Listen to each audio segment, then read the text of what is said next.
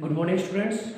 BCom first year की हम business management की क्लास में आज बात करेंगे हमारी कॉन्ट्रैक्ट एक्ट की 1872 की लास्ट टॉपिक के बारे में। तो उसके बारे में हम बात करते हैं। लास्ट टॉपिक है हमारा स्पष्ट रूप से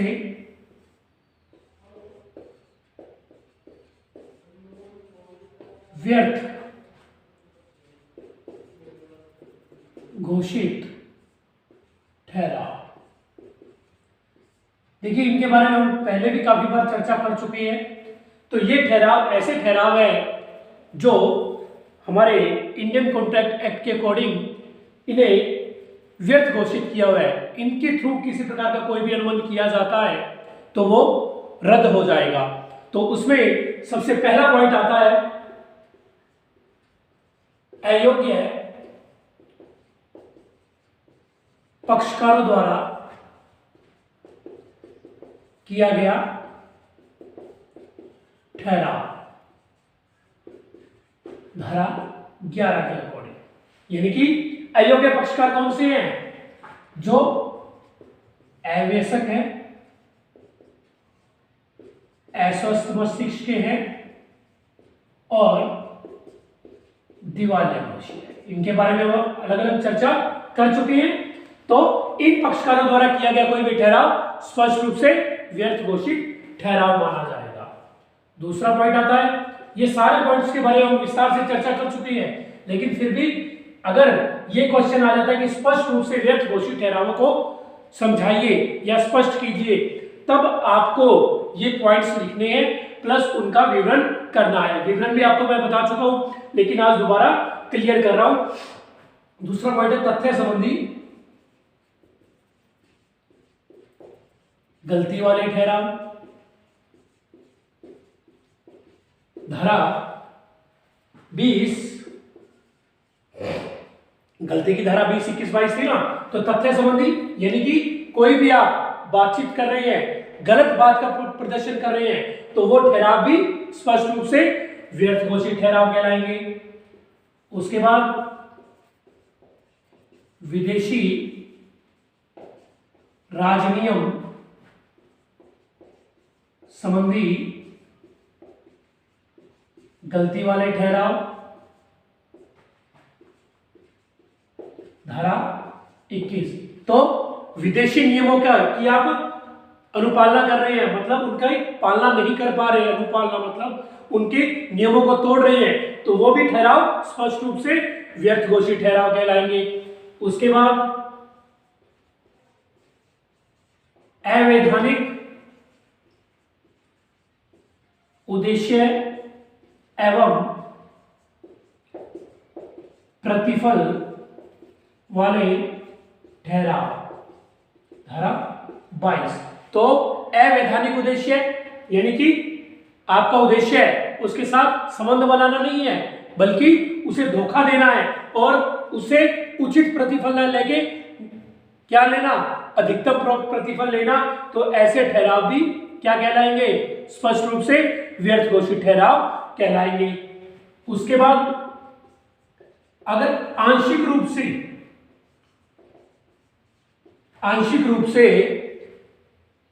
अवैधानिक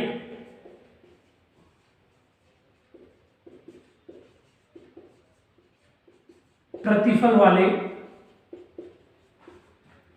ठहराव, यानी कि आपने चाहे आंशिक रूप से, चाहे यानी कि थोड़ा सा ही प्रतिफल अनुचित तरीके से ले लिया, ठीक है ना, गलत तरीके से ले लिया, तो वो भी क्या कहलाएंगे? वो ठहराव भी स्पष्ट रूप से व्यर्थ घोषित ठहराव की श्रेणी में आएंगे।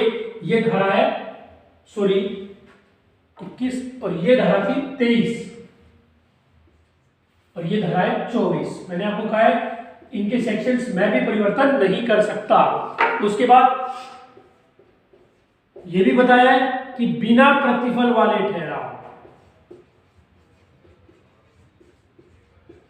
अगर प्रतिफल नहीं भी है ना, तो वो ठहराव भी स्पष्ट रूप से क्या कहलाएंगे? व्यर्थ घोषित की श्रेणी में आएंगे।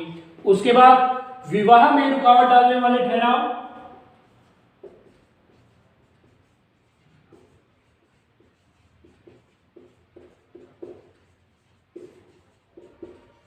विवाह में रुकावट डालने वाले ठहराव, तो ये भी स्पष्ट रूप से व्यर्थ घोषित की श्रेणी में आते हैं। जब मियां बीबी राजी, तो क्या करेगा गाजी, ये बात आ जाती है ना। तो अगर लड़का 21 वर्ष और लड़की 18 वर्ष की है, तो उनके विवाह में किसी प्रकार की कोई रुकावट डाल रहा है, इवन देन माता पिता भी, तो भी वो व्यर्थ कहलाएंगे।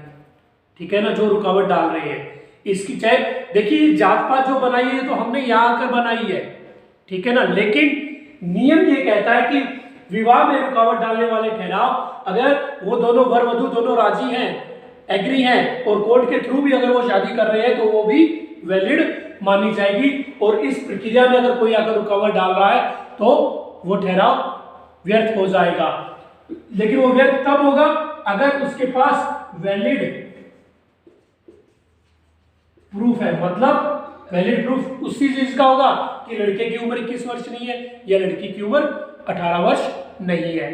ठीक है ना, अगर वो प्रूफ लेकर आते हैं तब तो वो इनका ठहराव क्या हो जाएगा, रद्द हो जाएगा। अदरवाइज उनके द्वारा किया गया कोई भी ठहराव रद्द हो जाएगा। उसके बाद व्यापार में रुकावट डालने वाले ठहराव,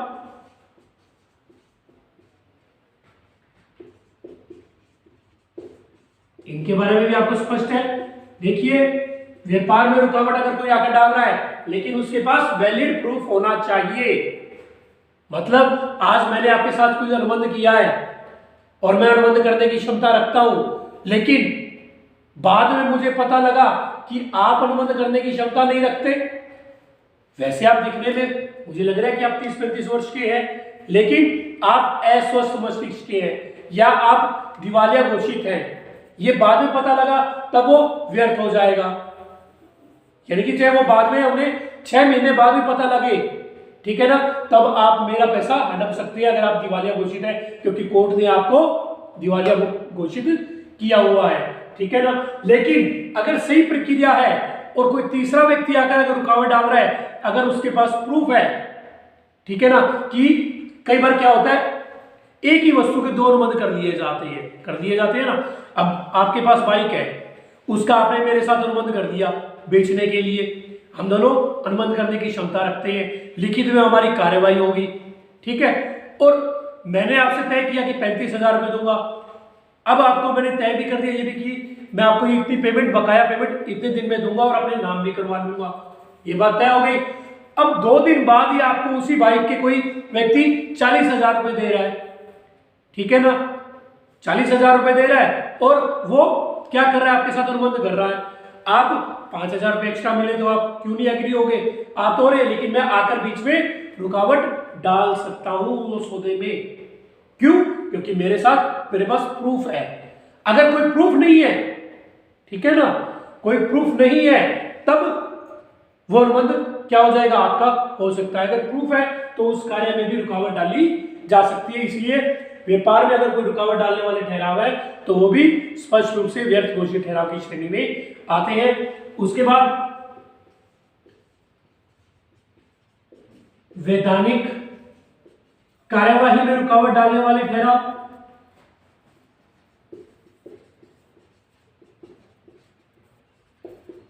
यानी कि कोई भी नियमों के अकॉर्डिंग जो भी कार्यवाही हो रही है उसमें कोई तीसरा व्यक्ति आकर रुकावट डाल रहा है। जैसे अपनी कंपनी में या अपने संस्थान में या अपने उद्योग में कोई जांच कमेटी आ जाती है, वो जांच कर रही है, उसका जो कार्य वो कर रही है, और उसमें अगर हम रुकावट डालेंगे तो वो ठहराव भी हमारी तरफ से किया गया जो ठहराव है वो स्पष्ट रूप से व्यर्थ घोषित की श्रेणी में आ जाएगा। ठीक है, उसके बाद बात आती है, 10वां पॉइंट आता है अनिश्चित अर्थ वाले ठहराव। अनिश्चित अर्थ वाले, जिनका कोई भी मीन निश्चित ही नहीं है, मतलब मैं चांद तारे तोड़कर ले आऊंगा, पॉसिबल है क्या? मैं तारे तोड़कर ले आऊंगा, पॉसिबल है? नहीं पॉसिबल ना। यानी कि मतलब सीधी सी बात, जो कार्य असंभव है और उस कार्य को हम संभव करने की घोषणा करते हैं तो वो ठहराव भी स्पष्ट रूप से व्यर्थ घोषित की श्रेणी में आते हैं। उसके बाद बात आती है इसी में ही बाजी के ठहराव। इसी में बात आती है बाजी के ठहराव। नेक्स्ट पॉइंट 11 नंबर पॉइंट, बाजी के ठहराव।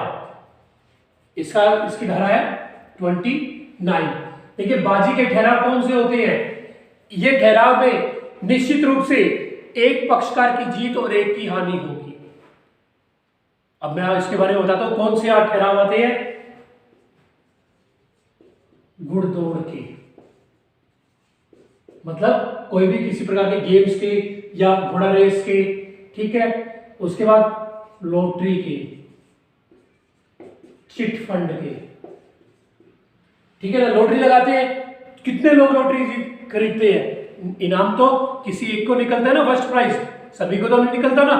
तो क्या उसके बाद आप उस पर, उस कंपनी पर या उस संस्थान पर क्या करेंगे? मुकदमा दायर कर सकते हैं? नहीं, ये किसी प्रकार का मुकदमा दायर नहीं होता। इन्हें हमारे इस इंडियन कॉन्ट्रैक्ट एक्ट में बाजी के ठहराव को स्पष्ट रूप से व्यर्थ घोषित ठहराव में शामिल किया गया, क्योंकि निश्चित रूप से इसमें एक पक्षकार की हार और एक की जीत होना निश्चित है। उसके बाद आते हैं असंभव भावी घटना। असंभव भावी घटना के घटित होने वाले ठहराव। घटना के घटित होने पर ठहराव। देखिए जो चीज हमने सोची नहीं कि अभी यहां पर क्या हो जाएगा, आग लग जाएगी, कभी हम ऐसा सोचते हैं? नहीं सोचता ना। अपना नुकसान कौन सोचता है? कोई नहीं सोचता। लेकिन ऐसी कोई घटना घटित हो गई, ठीक है ना, और इसका हम कोई भी पहले अनुबंध तय नहीं करते ना, तो इस प्रकार के ठहराव भी यानी कि प्रकृति के अकॉर्डिंग होते हैं। ये इलेक्ट्रिक शॉक कोई हम तो करते नहीं, जानबूझकर कोई नहीं करता। हाँ, कोई बड़ी कंपनी वाले जिन्होंने इंश्योरेंस करवा रखा है वो करेंगे, लेकिन उसका भी पूरी छानबीन होकर, पूरी जांच होकर फिर उसके बाद उसका क्लेम मिलता है, उससे पहले नहीं मिलता। अगर वो भी क्लियर हो जाए, मान लीजिए क्लेम दे भी दिया इंश्योरेंस कंपनी ने, 6 महीने, साल, 2 साल उसका टाइम पीरियड होता है। अगर वो चीज क्लियर हो जाए कि आग जानबूझकर लगाई गई थी, तो वो उसी कंपनी से वो पैसा रिफंड भी ले सकती है इंश्योरेंस कंपनी। तो ये चीज आप दिमाग से निकाल देना कि हम जानबूझकर आग लगा देंगे और क्लेम ले लेंगे और बाद में अपना मजे करेंगे, अपना दोबारा काम शुरू करेंगे। ऐसा नहीं। इंश्योरेंस कंपनी को अगर पता लग जाता है कि ये घटना जानबूझकर की गई थी, उसी फैक्ट्री के मालिक के द्वारा की गई थी, तो वो क्लेम वापस भी ले सकती है। आपको जो दी गई राशि है वो ब्याज सहित वापस लेती है। ये और बता दो साथ में।